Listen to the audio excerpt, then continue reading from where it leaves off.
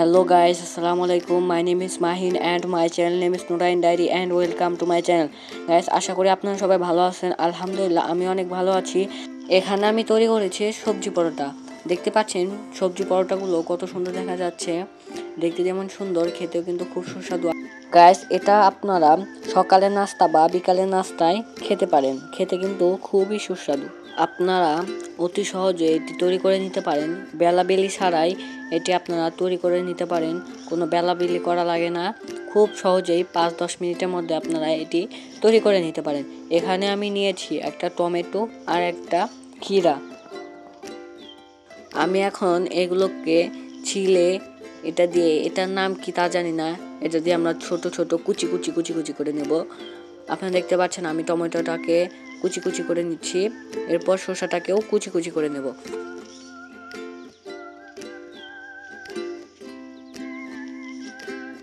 Guys, এরকম নিত্য নতুন ভিডিও পেতে আমাদের চ্যানেলটাকে সাবস্ক্রাইব করে রাখুন এবং পাশে থাকা বেল আইকনটি চেপে দিন, যাতে আমি ভিডিও ছাড়ার সাথে সাথে আপনাদের কাছে নোটিফিকেশন চলে যায়।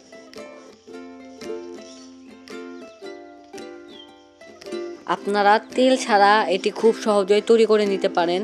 কড়াইয়ের সাথে হালকা তেল দিয়ে আমি এটা তৈরি করে নিয়েছি। দেখতে পাচ্ছেন আমি শসাটাকে ছিলিয়ে এটাও কুচি করে নিচ্ছি। এভাবে আপনারাও এগুলোকে ভালো করে কুচি করে নেবেন। এখানে আপনারা গাজরও ব্যবহার করতে পারেন। গাজর দিলে এর স্বাদটা আরও বাড়বে এবং খেতেও খুব সুস্বাদু হবে। আমার কাছে গাজর নেই, সেহেতু আমি এখানে এই টমেটো আর শসাটা ব্যবহার করেছি বা ক্ষীরাটা ব্যবহার করেছি।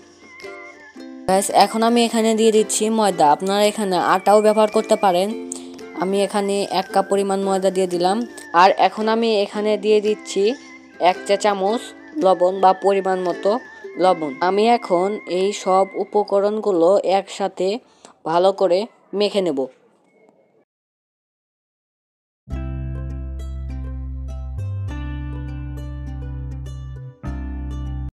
এখন আমি এখানে দিয়ে দিচ্ছি অল্প করে পানি।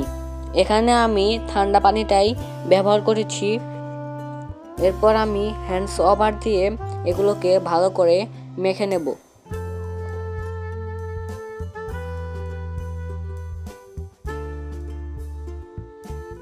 অলরেডি আমার ডোটি তৈরি হয়ে গেছে। আপনারা দেখতে পাচ্ছেন ডোটা একদম পাতলাও না অত ঘনও না, মিডিয়াম হালকা পাতলা করে নিতে হবে। দেখতেও সুন্দর দেখা যাচ্ছে। আমি এখন এগুলোকে কড়াইয়ে বা প্যানে ভেজে নেব। এখানে আমি টিস্যুতে হালকা তেল ভরিয়ে এরপর কড়াইয়ে বা প্যানে হালকা করে দিয়েছি। এরপর আমি ডোটা দিয়েছি। হালকা চামচের সাহায্যে এগুলোকে ছড়িয়ে ছিটিয়ে দিতে হবে। দেখতে পাচ্ছেন আমি কিভাবে ডোটা দিয়ে দিলাম প্যানের ওপর। আপনারাও এইভাবে ডোটা প্যানের ওপর দিয়ে দিবেন।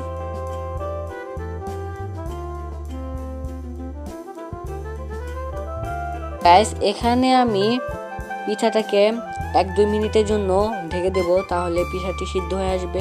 খেতেও খুব সুস্বাদু হবে, অতি তাড়াতাড়ি হয়ে যাবে।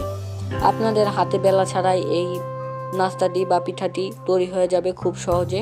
আপনারা সকালের নাস্তা বা বিকালের নাস্তায় অতি অল্প সময়ে আপনারা এই নাস্তাটি খেতে পারেন।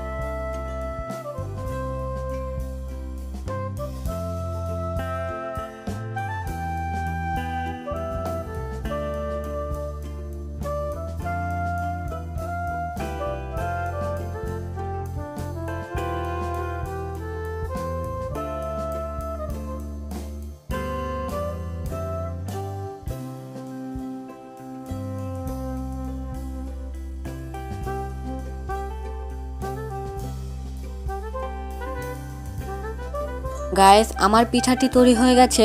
দেখতে পাচ্ছেন পিঠাটি কত সুন্দর হয়ে গেছে। এইভাবে আমি বাকি আরো পিঠাগুলি তৈরি করে নেব।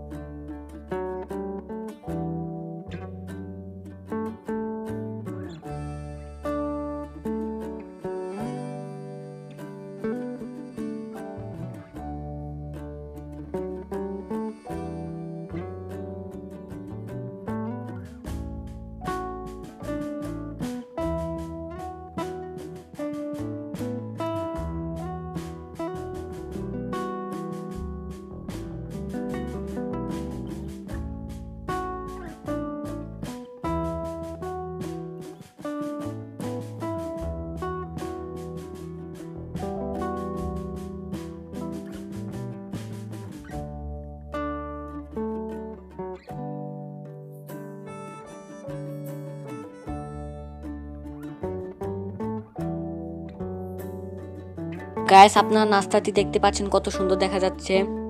আপনারা সকালে নাস্তা বা বিকালে নাস্তা এই নাস্তাটি খেতে পারেন। খুব সহজে আপনারা এই পিঠা বা নাস্তাটি তৈরি করে নিতে পারেন অল্প সময়ের মধ্যে। ছেলে মেয়েদের টিফিনেও আপনারা এই নাস্তাটি দিতে পারেন, খুব মজা করে কিন্তু ছেলে মেয়েরা খেয়ে নেবে।